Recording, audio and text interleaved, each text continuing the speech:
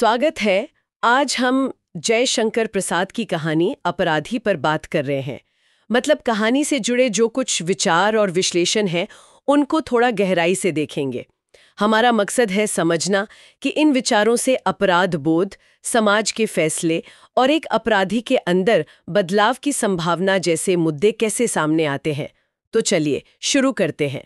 कहानी का फोकस एक ऐसे किरदार पर है जिसे दुनिया तो अपराधी मानती है, पर इन विचारों से देखकर लगता है कि उसके अंदर एक गहरा संघर्ष चल रहा है।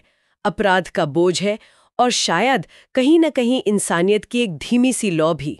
पहली बात जो इन विचारों में साफ दिखती है वो है नायक का किया हुआ अपराध।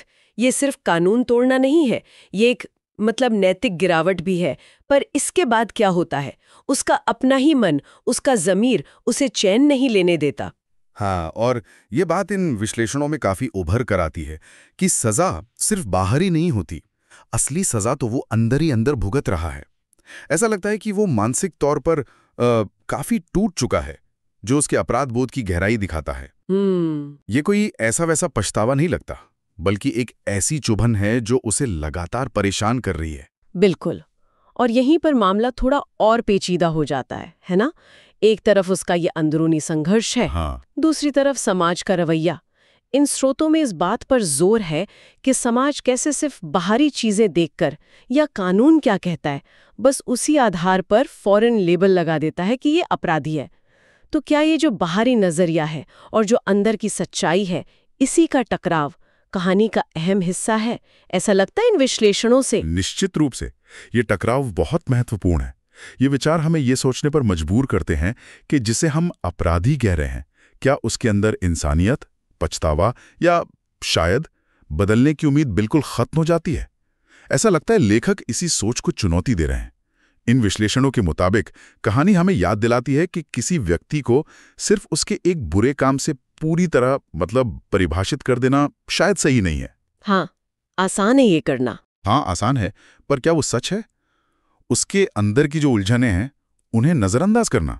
और ये उलझनें शायद उन हालात से भी जुड़ी हैं जिनका जिक्र इन विचारों में है, जैसे गरीबी या लाचारी, मजबूरी। क्या ये सिर्फ बहाने हैं या वाकई ऐसी परिस्थितियां इंसान को उस तरफ धकेल सकती हैं जहां वो जाना नहीं चाहता? ये स्रोत इस मजबूरी वाले पहलू को कैसे देखते हैं? स्रोत इसे एक अहम कारक की तरह पेश करते हैं, ये दिखाने के लिए कि ऐसे कदम उठाने वाले लोग हमेशा पत्थर दिल नहीं होते। उनमें भावनाएं बाकी रह सकती हैं, गलती का एहसास हो सकता है। ये हमें कहानी के मानवीय पक्ष की ओर ले आता है। अच्छा। अगर हम इसे सिर्फ अपराध और सजा के चश्मे से ना देखें, तो हमें सहानुभूति और इंसान के मन की जो गांठें हैं, उन पर सोचने का मौका मिलता है।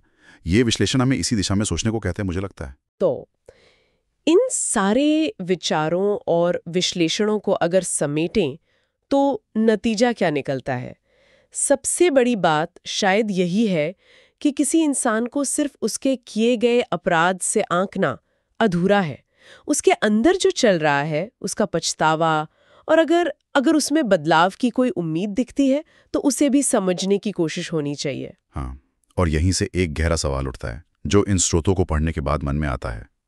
अगर हम किसी व्यक्ति के अपराध को देखें, लेकिन साथ साथ उसके अंदर के पछतावे को और बदलाव की संभावनाओं को भी गंभीरता से लें, तो न्याय और समाज के बारे में हमारी समझ पर इसका क्या असर पड़ेगा? क्या सजा का मकसद सिर्फ दंड देना है या सुधार भी? ये कहानी और उस पर आधारित ये विचार हमें इस बुनियादी सवाल पर सोचने को छोड़ जाते हैं।